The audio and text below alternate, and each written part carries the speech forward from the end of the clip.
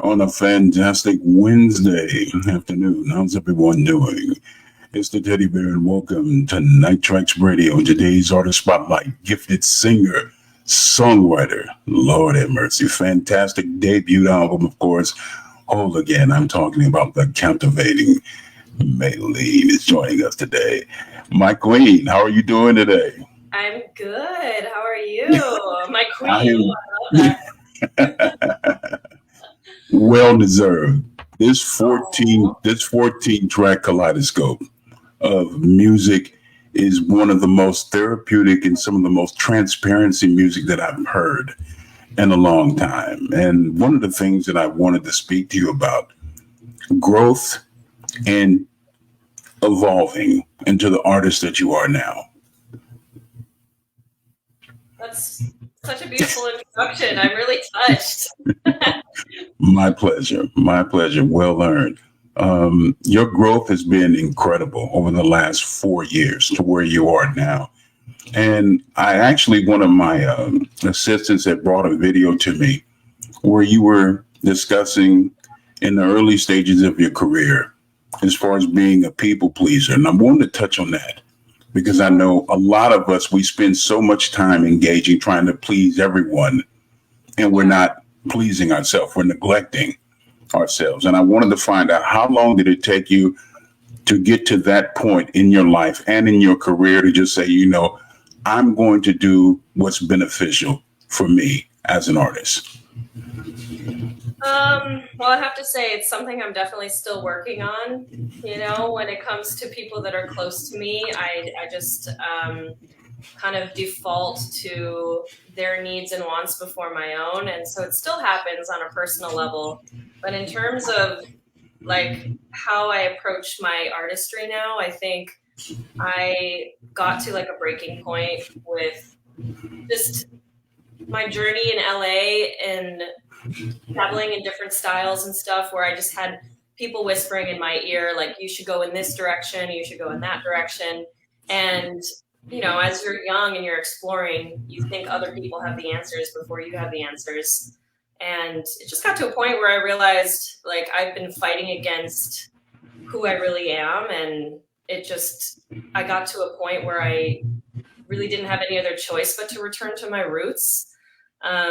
Because when I wrote this album, I was virtually homeless because I couldn't be at home with my partner at the time, and I had a travel size guitar I could fit inside of my Toyota Corolla. So I was just in there writing songs from the front seat of my car, and it was kind of like, I guess I will just write a folk album or a country Yeah. album, and why not? Instead of trying to fit into a box of being more of like a pop singer or just something that I thought in my head I should be, rather than something that feels a little bit more true and authentic to me. Well, I mean, it definitely resonates through the entire album. And I want to go back a little further where you just mentioned as far as being homeless. People that have not had the experience of being homeless, can you give them a different introspective as far as when you have that kind of alone time to be in your thoughts? What different perspective did you gain from having one sense of being comfortable now where I'm in this situation and I have to grow and become a stronger person than I am Yeah, now? I really felt stripped bare. I mean, I knew that I always had my parents back at home if I needed to go there, or, worst came to worst, there are friends I could stay with, but I just felt most safe kind of living out of my car. And I was renting a little art studio at the time as well. And I really felt stripped bare. I felt like truly there was no place I felt like I could be home. And it was extremely isolating and scary and lonely. But ultimately, it's like when I look back now, I sort of romanticize that time period, because as hard as it was extremely instrumental in me finding my voice and reconnecting with a really deep part of my soul that I didn't have connection with, where I couldn't turn to anyone but myself and my songs and my inner truth. So it was incredibly transformative because as I wrote these songs throughout the span of a couple of months, it was like finding those parts of my soul little by little and building it back up, building myself back up. Without question, do you think the sense of pain provides you another level of transparency in your music? Because a lot of artists have a very challenging time to show that level of transparency because they want people to get a sense of who they are, but from I guess from a particular distance. And now listening to this entire album, you show a level of transparency where people get a really better, insightful look on who you are, not just as an artist, but also as a woman. Do you feel comfortable showing that level of transparency now? I do. I think that as an artist, getting to a level of transparency, as you put it, is what artists, I think, try to strive for, taking their ego out of their music and really giving something that's real. And it's hard to do because, you know, your mind does get in the way and your mind will tell you how to shape certain things as they're coming out. But I think what was unique about this process for me is when I first started writing these songs, I was truly writing them for the person who wasn't hearing me. And I just thought this is maybe the only way I'll ever be heard. And even if he doesn't hear me, I hear me. So it wasn't for anyone else, but just my soul calling out. Right. And also he's a musician. My ex is a musician. So I was just like, if he ever hears these songs, you know, maybe then he'll hear me. So it was really just like a true communication of how I felt and what wasn't being heard and what needed to be heard.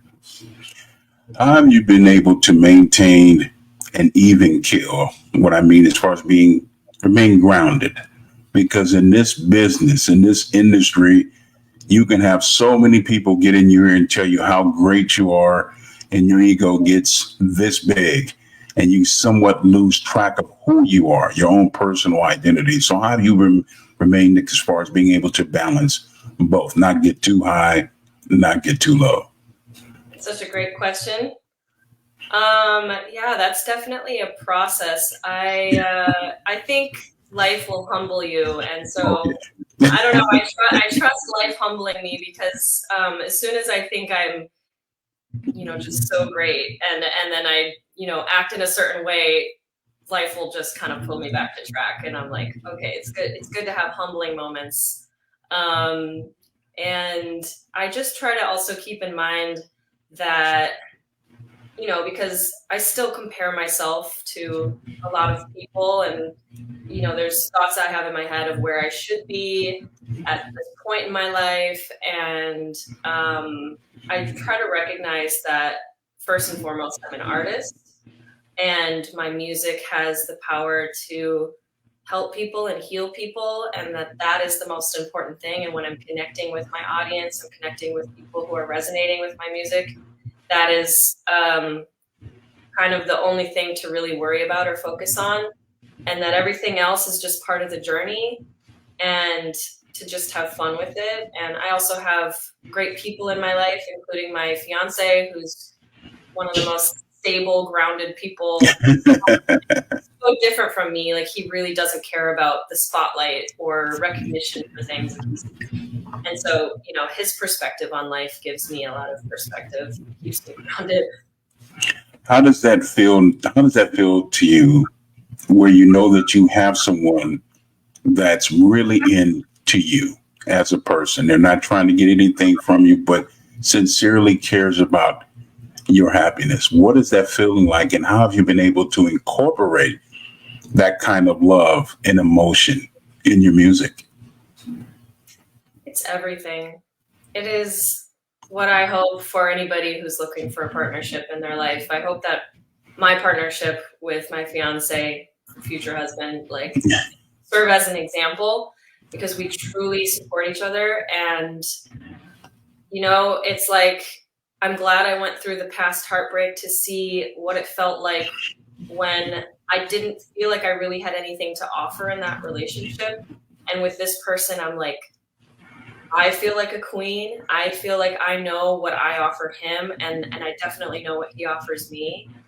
And it's just put everything into alignment for me. I've never worked so hard. I've never believed in myself so much. I've never been so consistent and dedicated and clear. And I think, like, at least for me, having the right person in my life, having the stability of knowing that, like, no matter what, he backs me emotionally. So anything in the world could happen where I could become very successful or I could completely fail or a mixture of both. And no matter what, like, he's the center of my universe and we are one person, you know, and we just love each other and support each other.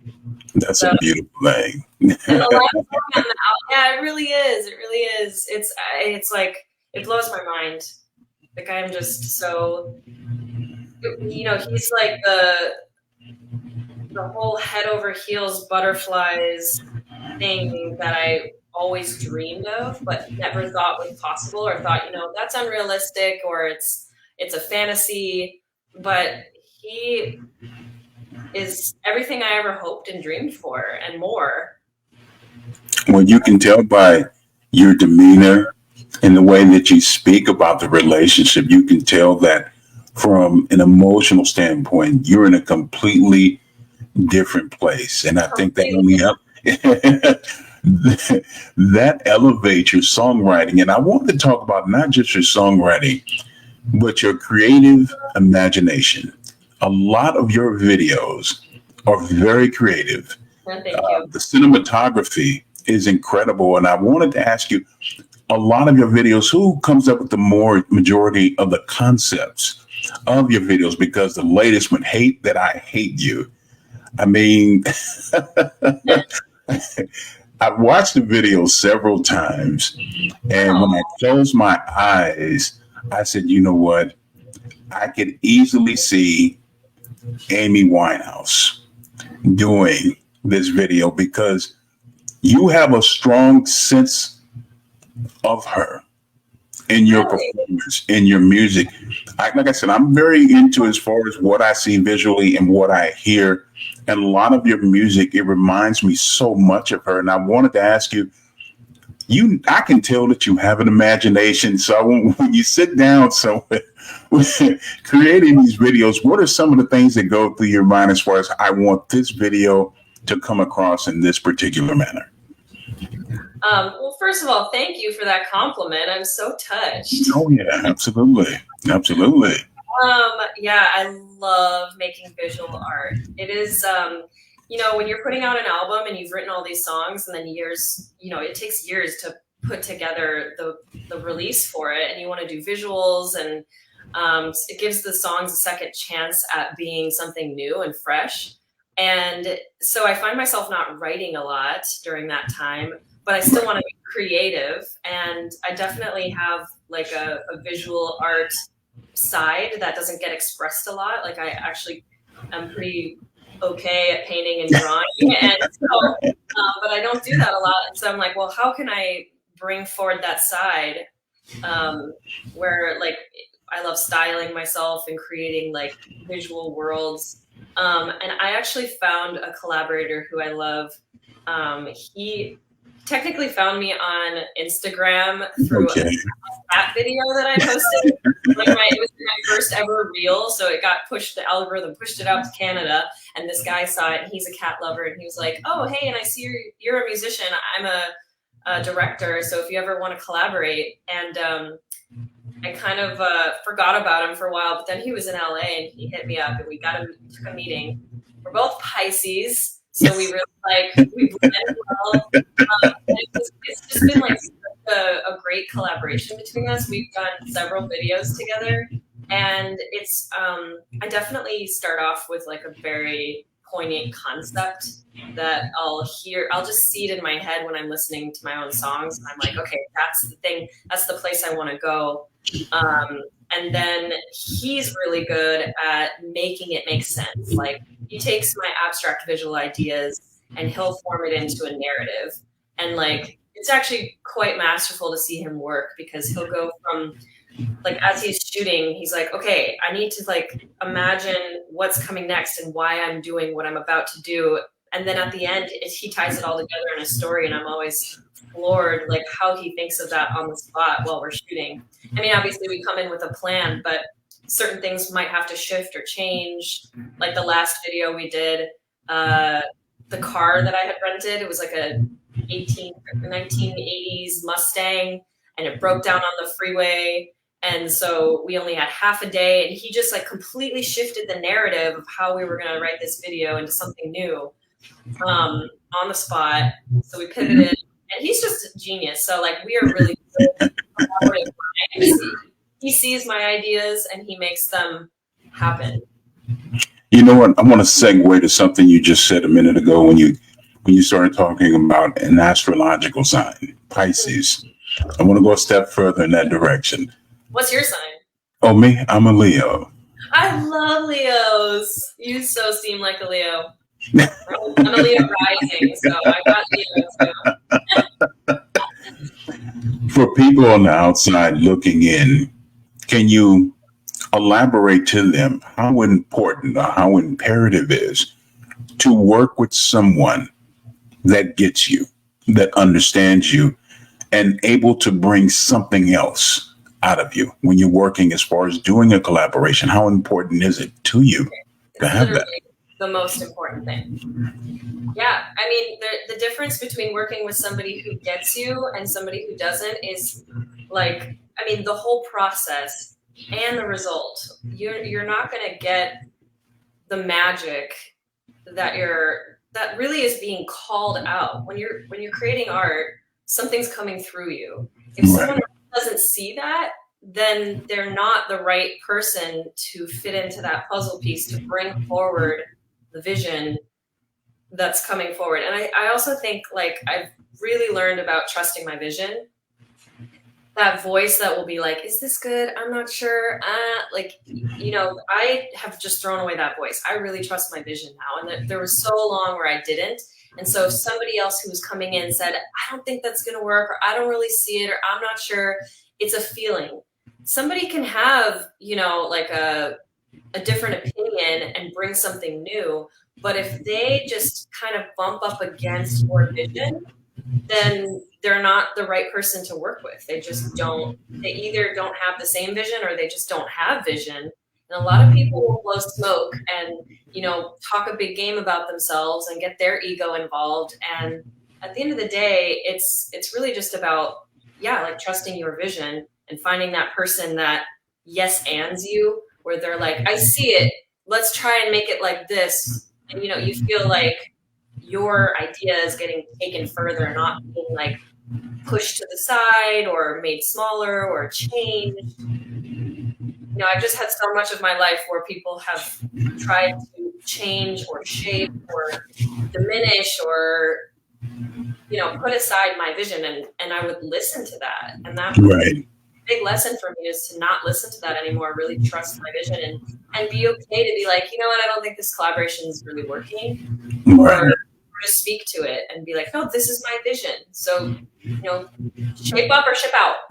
Without question. You know, one of the things, and me having the pleasure to converse with so many great artists like yourself, the one thing that we always talk about is being true to who you are, becoming the best version of who you are. And I think a lot of times people who love you, they have a particular vision of what they think you should be, but it does not equate to the vision that you are. And when I look at a lot of your visual concepts, you definitely have that Salvador Dali kind of vibe. Very very abstract visually. And I wanted to ask you, at this point, do you still find yourself, as far as from a creative standpoint, writing? Do you write better when you're angry and hurt? Or do you write better now that you found a somewhat grounded, peaceful level in your life right now? I don't know if it's a better or worse thing, and I think it remains to be seen, because I'll have to see what's coming next. I did used to think like, oh, you know, I don't know if I can write as good unless I'm really pulled into that space of like, I have to rip out my soul. to have my soul come through clearly without any extra ego in my music. And I think what I'm sensing and feeling inside of myself is that what's to come next is going to be even more true and clear, because I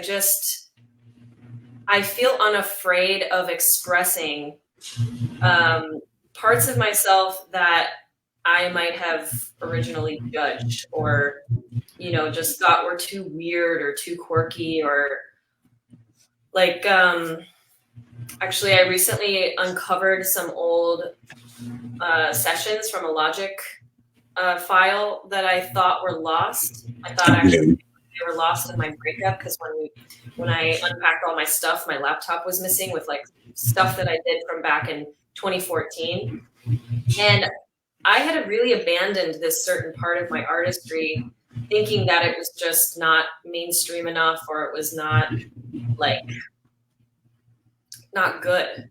And I thought about that. I was like, you know what? There's a part of my expression there that I really cut off. And it's been years since I've accessed that. And I don't know if I can access that again, because it's just been so long that I've sort of been like judging that part of my expression. And I was sad that the files were missing, but then I uncovered this drive and I found these sessions, and it was literally like opening up a time capsule and finding me at that age. Like these computer monitors in my studio in Echo Park lifetimes ago, and like where I was at mentally and how free and explorative I felt. And I was just like, oh my God, I can't wait to get back to this part of me that I had abandoned. And this part of me was like green, but there's like a magic and a beauty to being more green, because you're not, you haven't been bogged down by other people's ideas. You're just exploring and you're free. And my best friend was like listening to some of these sessions with me, and they're like, vulnerable, raw sessions. But she was like, you're doing things here that like, I recognize in this artist or that artist who's like already out. She's like, what year were you doing this? And I was like, 2014. She's like, it came out after that. And so that to me was like a reflection of maybe I was onto something. I shouldn't doubt my vision. I shouldn't doubt my expression. And if somebody else doesn't get it, that's their problem. Yeah, I totally agree. I totally agree. Question. I think one of the most beautiful things in the world when an artist discovers that they will never be allowed or have anyone put them in a box. They want to put labels on you. You're an artist. You're a complete artist. I think you've only scratched the surface as far as elevating your songwriter from what I can see, what I can hear, and also visually see. This album, of course, a new album, Whole Again, it comes across as being very therapeutic. And I wanted to ask you, from the overall project, are you completely satisfied with it, or do you think there's something that you left on the table that you could have implemented in the album? I feel pretty satisfied with it. I feel like I worked with several different producers. I worked with live musicians on some of the songs, not on all. I've had different iterations of some of the songs where they've evolved, and then I would completely scrap a production and go back and re-release it. And there's songs that didn't make the album, so I'm considering releasing like an extended album just to, because it's part of the time period. It doesn't necessarily fit in like the narrative arc that I think these 14 songs really cover. But so that maybe would be one way that I would just add by releasing an extended album. But I really love how everything turned out. It's kind of trippy to me now that it's been 4 years and it's out, and I'm about to go soon, and I'm just like, dang, like I did this, and I almost feel like it's this child that I birthed that's now existing on its own, and people have their own reactions to the music, and they tell me how it's touched them or moved them. Like I have this one friend who he's told me that one of the songs, Hooligan on the album, will paint this picture of being in Germany and going through heartbreak. This was years ago when it was still a demo. And he was like, I just listened to the song over and over and it got me through that time. And I'm just like, that's profound. Wonderful to hear that. So I'm good about it. How does that make you feel, knowing that your music has the ability to touch so many people from an emotional standpoint? Because whatever your life experiences are, you have someone that resembles that same kind of life experience. And when somebody comes up to you and says, this particular song really touched me emotionally. And two, what song touches you emotionally? What song just really gets to Mae Deline emotionally? What just really brings out an emotional part of you that says, you know what, I need to get in the studio, or I need to write? What really touches you? It is kind of an indescribable feeling when somebody shows me in their own words what my music has done for them. It's really cool. It's like this thing exists outside of me now, and it's doing its thing. Right. And what I went through is now alchemizing into something that's healing someone else. So it's kind of a crazy feeling to know that like, a hard time that I went through is having an impact on somebody else. Yeah. I don't know if it's so many people yet, but you know, it's funny because I think I used to really think like my music won't matter until it's reaching, you know, such and such many people. And now I've just really zoomed into that like personal connection with people that are in my close proximity, where I actually have the opportunity to like hear back from them directly how it's affecting them. And like I try to just focus on that rather than thinking in the macro terms. Right. Obviously, it would be my dream to share this music with as many people as possible. But it's out of my hands, and I'm just on the journey and having fun with it. And as far as the second part to your question, I guess like both "She's the Enemy" and "Black Hole" are very special songs to me. Okay. Yeah, like "Black Hole" I actually wrote during the time that I was in that relationship. And it's taken years for me to find the right producer and piano arranger to make it exactly what I wanted. And it's really one of the first songs that I feel like has been captured sonically exactly the way it's meant to be. Okay. I remember as soon as it was done, I was like, this is the art that I meant to make. There's nothing outside of it that feels like, oh, I was surprised it came here, or I was surprised it took this direction. It was more like, this is exactly what I wanted it to be in my soul before I knew what it would sound like. Right. And I really felt that sense of having this black hole inside that could never be filled, and that like my need for love and my need to be truly seen and met was somehow wrong, or it was too much, or the need itself was destructive. And I just didn't know that I didn't have the right person, or that I wasn't yet ready for the right person, because I had my own healing to do. And then with "She's the Enemy," that song was the first country song I've ever written. I really wasn't influenced by country. It's almost not even a true country song. It has like Right. but like that one was the first one I wrote out of all of the songs, where I just really felt like this truth was coming forward from me, this kind of like quiet but sure wisdom.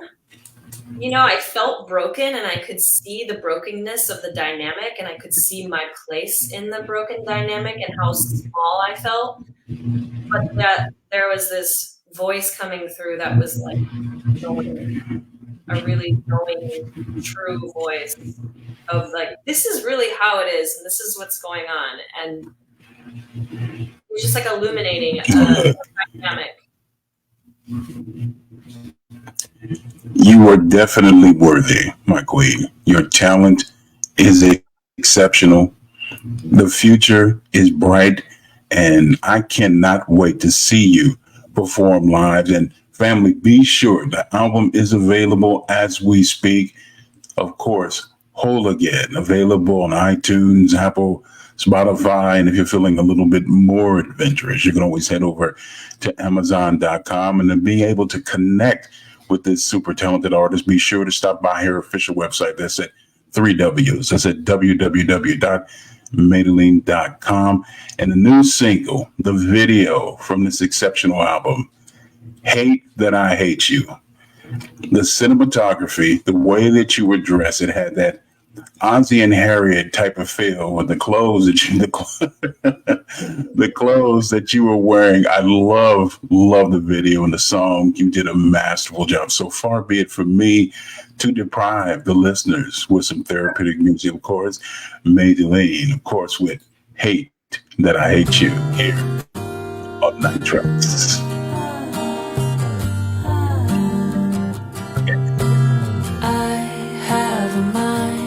To show up at your front door, exit Colorado Drive. I'd step into my old life, coming back from the dead like it was a dream. It was all a dream, just to let you know.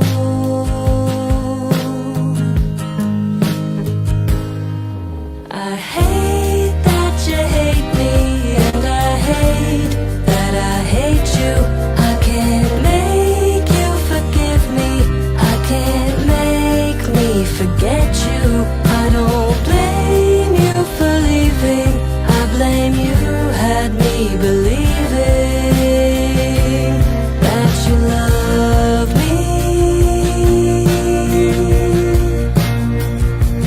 when you didn't.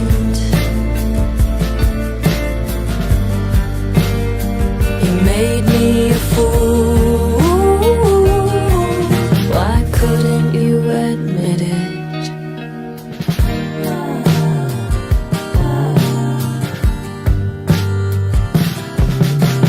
I have a mind to call you up and let you know that I heard what you said. I chased those demons from my head. What happened to that life we made? We were on a team, was it all a dream? I will never know.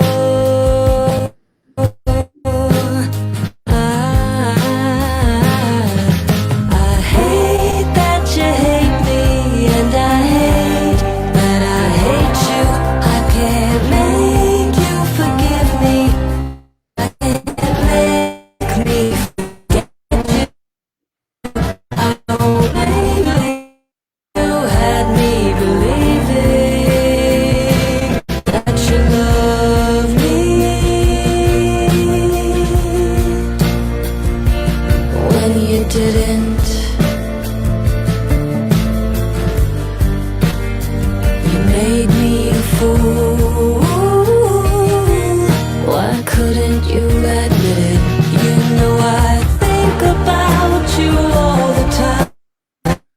I'm coming clean. The words are spilling in my mind. You've been a villain, now you're giving.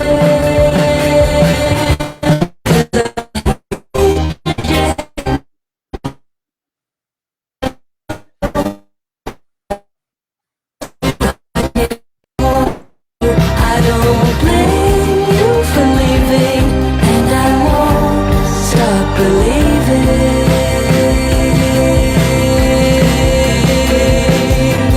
that you loved me. Sometimes I miss it.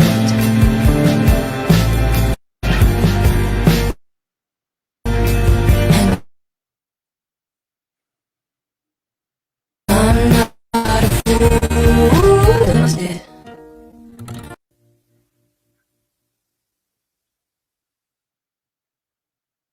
The super talented Mae Deline, of course, with her new hit single from the album.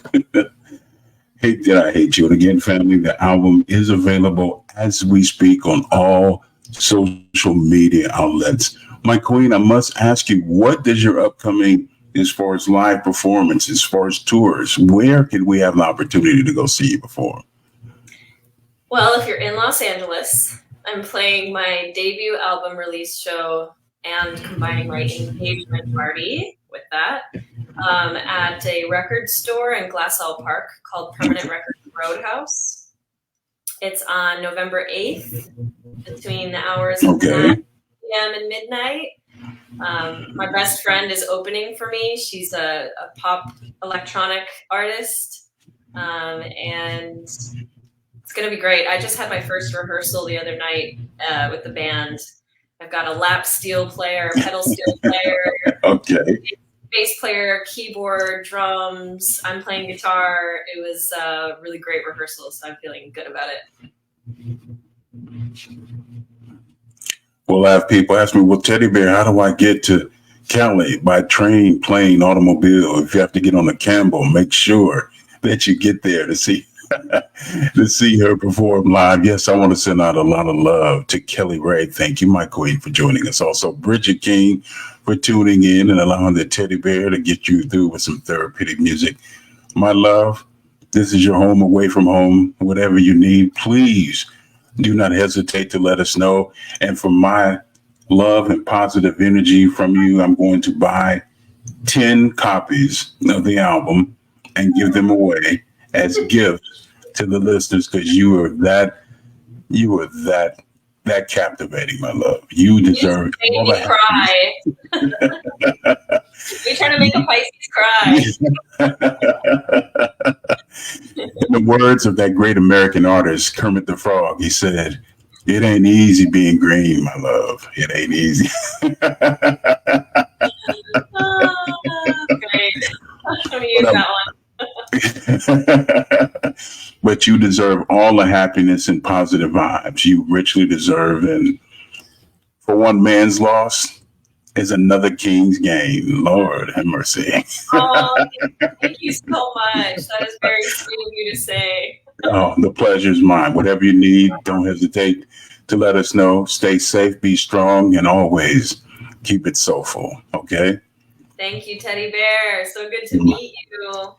My pleasure, my queen. The super talented Mae Deline, Lord have mercy, here on Night Traxx Radio. I want to thank everybody for tuning in and allowing the Teddy Bear to help you tune out all the negativity. And remember, family, the new album, the fantastic debut album, of course, from Mae Deline is available right now on iTunes, Google Play, Apple, Spotify, iHeartRadio, Pandora, but I know a lot of you like to feel a little bit more adventurous. Head on over to Amazon.com. Again, the new album, Whole Again, 14 tracks, a kaleidoscope of gumbo. Yes, Lord, just like the Teddy Bear has it. And to get all the latest updates, be sure to stop by our official website. That's on Instagram. That's at Instagram.com/Night Traxx Radio with double X is also the same handle on TikTok, as well as Facebook. And be sure the ones that missed out on the interview, no need to veer. We got you covered. Be sure to subscribe to our YouTube channel. It's at Night Traxx Radio Podcast. That's on YouTube with 2 X's, of course. Make sure you subscribe. And also we're on iHeartRadio as well as Spotify, Apple.